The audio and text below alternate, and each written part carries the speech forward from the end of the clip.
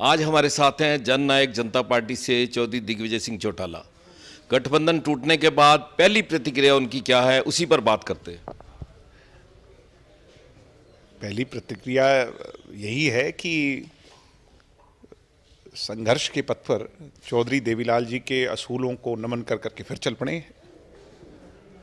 संघर्ष से कभी ना डरे हैं। जनता का आशीर्वाद दुष्यंत जी के साथ है, जेजेपी के साथ है। हिसार की रैली ने कार्यकर्ताओं की फौज के उस गुस्से को जोश में तब्दील कर दिया है।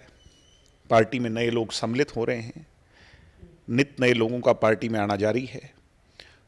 कुछ लोग जो सत्ता में रहते हुए किन्हीं भी कारणों से हमारे से दूर हो गए थे, आज पुनः दुष्यंत जी को गले लगाने का काम उन लोगों ने किया है, अपना आशीर्वाद देने का काम किया है।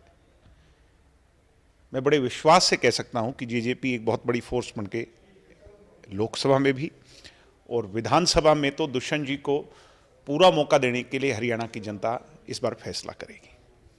इतना बड़ा धोखा मिलने के बाद भी इतना हौसला दोनों भाइयों में।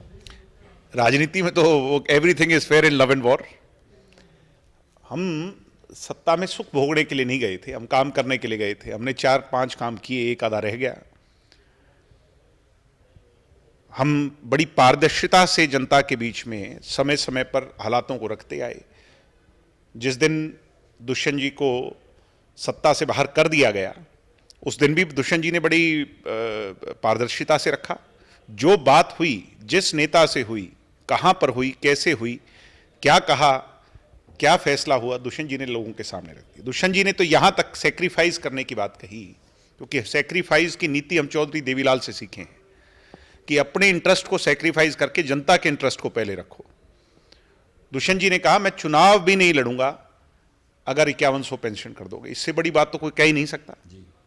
5100 पेंशन बीजेपी जेजेपी का संयुक्त रूप से एक तय हुआ मुद्दा था, कॉमन मिनिमम प्रोग्राम था। इस बात से तो पीछे बीजेपी को हटना ही नहीं चाहिए था। वो क्यों हट गए, किस मजबूरी में हट गए, ये बीजेपी के लोग बेहतर बता सकते हैं। एक समय था चौधरी देवीलाल की पूरी सरकार भजनलाल जी ले गए थे, लेकिन क्या उसी बात का असर माने भी चौधरी देवीलाल का खून आपकी रगों में है? किसी तरह की कोई निराशा नहीं हुई? नहीं, निराशा किस बात की? जो कायर होता है वो निराश होता है।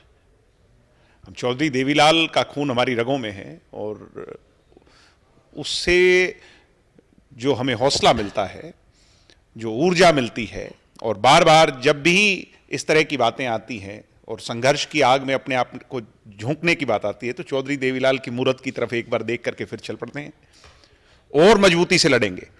अभी तो हम जवान हैं, उम्र बाकी है, हौसला है, कार्यकर्ताओं की फौज में एक नई उमंग है। कहीं किसी भी तरह की निराशा तो आसपास भी नहीं।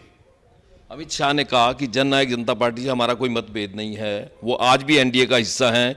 ये एंटी इनकम्बेंसी या एक चुनावी फैक्टर था जिसके लिए सीएम को भी बदला गया, गठबंधन भी तोड़ा गया। माननीय अमित शाह जी देश के बड़े नेता हैं, उन्होंने जो कहा वो ठीक ही कहा होगा।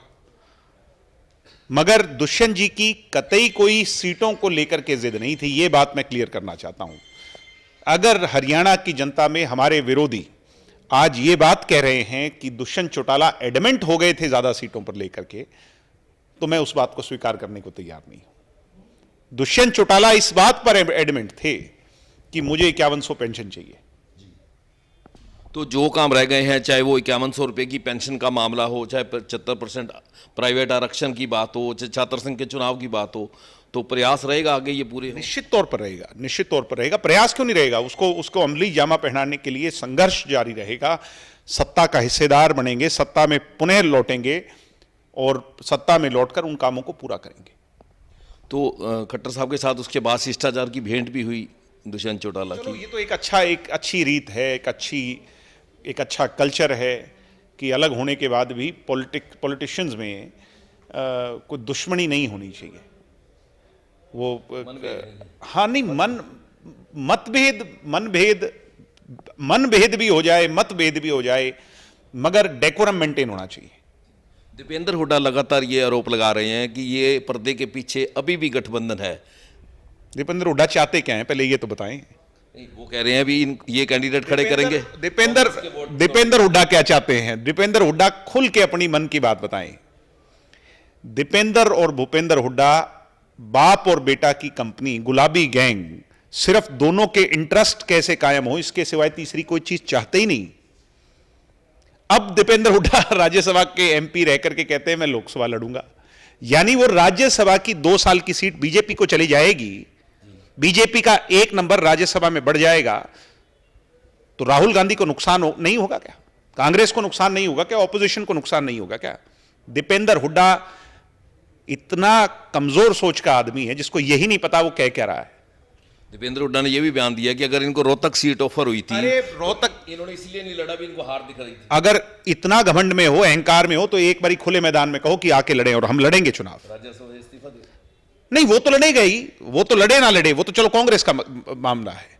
वो बाप बेटा दोनों ये मिलकर के कहें कि जेजेपी के लड़ने से अगर कोई ओपोजिशन को नुकसान नहीं होता तो हम चुनाव लड़ेंगे रोहतक से, क्या दिक्कत है? अब आपकी मैं यही नहीं कह, मैं बार बार यही तो पूछ रहा हूं, दीपेंद्र हुड्डा भूपेंद्र हुड्डा चाहते क्या है? हम राजनीति छोड़ दें क्या और खुला पैसेज दे दें इन लोगों को, जिन लोगों ने हरियाणा के अंदर जाति पाति का जहर घोला, जिन लोगों ने रीजनलिज्म का, क्षेत्रवाद का जहर घोला, जिन्होंने हरियाणा को 30-40 साल पीछे धकेल दिया, इनको केक वॉक दे दें। ये बहुत नासमझ हैं और अपनी नासमझी को जितनी जल्दी दूर करें उतना ही ठीक है।